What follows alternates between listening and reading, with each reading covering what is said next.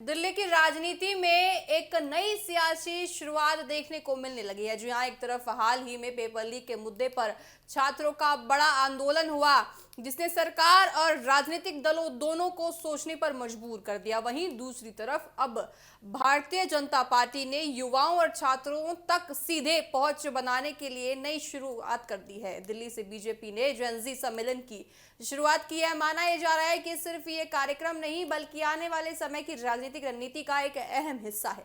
सवाल यह है कि आखिर जेन-ज़ी सम्मेलन क्यों शुरू किया गया, इसका मकसद क्या है और क्या इसके जरिए बीजेपी युवाओं का भरोसा मजबूत करना चाहती है। इसी पर देखिए पूरी तरह से अब आपको बताएं कि दरअसल पिछले कुछ समय में युवाओं से जुड़े कई मुद्दे चर्चाओं में रहे हैं। प्रतियोगी परीक्षाओं में पेपर लीक, भर्ती प्रक्रियाओं में देरी, रोजगार और शिक्षा जैसे सवाल लगातार उठते रहे। दिल्ली के जंतर मंतर पर भी छात्रों ने इन मुद्दों को लेकर विरोध प्रदर्शन किया। इस आंदोलन ने राष्ट्रीय स्तर पर ध्यान खींचा और इसके बाद राजनीतिक माहौल भी काफी गर्म हो गया। ऐसे माहौल में बीजेपी ने युवाओं के बीच सीधे संवाद शुरू करने का फैसला कर लिया है। इसी सोच के तहत दिल्ली में जेन-ज़ी सम्मेलन आयोजित किया गया है। ये कार्यक्रम खास तौर पर उन युवाओं को ध्यान में रखकर बनाया गया है जिनका जन्म लगभग आपको बताएं कि 2012 के पहले हुआ है।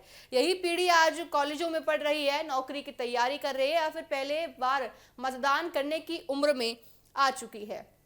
आने वाले चुनावों में यही वर्ग सबसे अहम भूमिका निभाने वाला है, इसलिए सभी राजनीतिक दल इस वर्ग से जुड़ने की कोशिश कर रहे हैं। बीजेपी का कहना है कि इस सम्मेलन का उद्देश्य सिर्फ राजनीति नहीं बल्कि युवाओं से सीधे बातचीत करना है।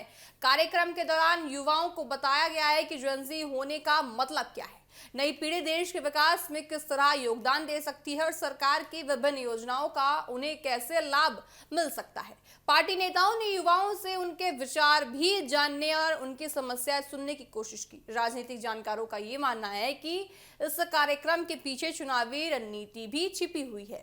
दिल्ली विधानसभा चुनाव हो या विपक्ष भविष्य के दूसरे चुनाव, युवा वोट किसी भी दल की जीत या हार तय करने में बड़ी भूमिका निभाते हैं। ऐसे में बीजेपी चाहती है कि युवाओं के बीच उसका संवाद लगातार बना रहे और पार्टी की नेताओं को लेकर सकारात्मक संदेश भी पहुंचाया जाए। आपको बताएं कि विशेषज्ञ ये भी मानते हैं कि सोशल मीडिया के दौर में जेन-ज़ी पीढ़ी पारंपरिक राजनीति से अलग सोच रखती है।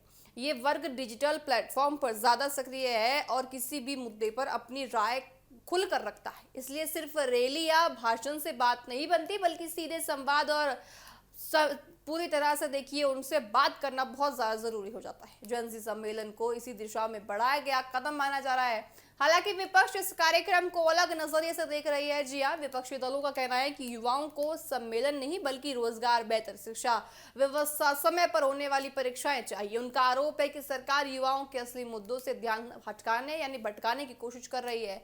दूसरी ओर बीजेपी का कहना है कि सरकार लगातार युवाओं के लिए काम कर रही है, संवाद के जरिए अपनी बात कर रही है। इस बीच घटनाक्रम के बीच आपको बताएं कि सबसे बड़ा सवाल यही है कि क्या ऐसे सम्मेलन वास्तव में युवाओं को प्रभावित कर पाएंगे। क्या छात्र और युवा इन कार्यक्रमों को सकारात्मक पहल मानेंगे या फिर रोजगार और शिक्षा जैसे मुद्दों को ही सबसे बड़ी प्राथमिकता देंगे? इसका जवाब आने वाले दिनों में ही मिलेगा। लेकिन इतना तय है कि देश की राजनीति में अब यूपी की भूमिका पहले से कहीं ज्यादा महत्वपूर्ण हो चुकी है। यही वजह है कि लगभग हर राजनीतिक दल युवाओं तक पहुंचने के लिए नई रणनीति बना रहे हैं। कोई सोशल मीडिया के जरिए संवाद कर रहा है तो कोई सीधे छात्रों के बीच जाकर कार्यक्रम आयोजित कर रहा है। बीजेपी का जेन-ज़ी सम्मेलन भी इसी बदलती राजनीतिक सोच का हिस्सा माना जा रहा है, जहां नई पीढ़ी को सिर्फ वोट नहीं बल्कि भविष्य का नेतृत्व करने वाली ताकत के रूप में भी पेश किया जा रहा है। अब देखना देखिए खास होगा कि दिल्ली से शुरू हुआ ये अभियान दूसरे राज्यों तक किस तरह पहुंचता है और इसका राजनीतिक असर कितना बड़ा होता है। क्या यह सम्मेलन बीजेपी और युवाओं के बीच दूसरी काम करेगा या फिर विपक्ष के सवाल ज्यादा असर डालेंगे? फिलहाल इतना साफ है कि आने वाले समय में युवाओं को केंद्र में रखकर आपको बताएं कि राजनीति और भी तेज होने वाली है, क्योंकि आज का युवा सिर्फ सुनना नहीं चाहता बल्कि अपनी बात भी सुनाने चाहता है। ये देखिए, इसलिए आने वाले दिनों में युवाओं को लेकर सियासी गतिविधियां और बढ़ गई है और बढ़ने की पूरी संभावना भी और ज्यादा दिन में नजर आती है।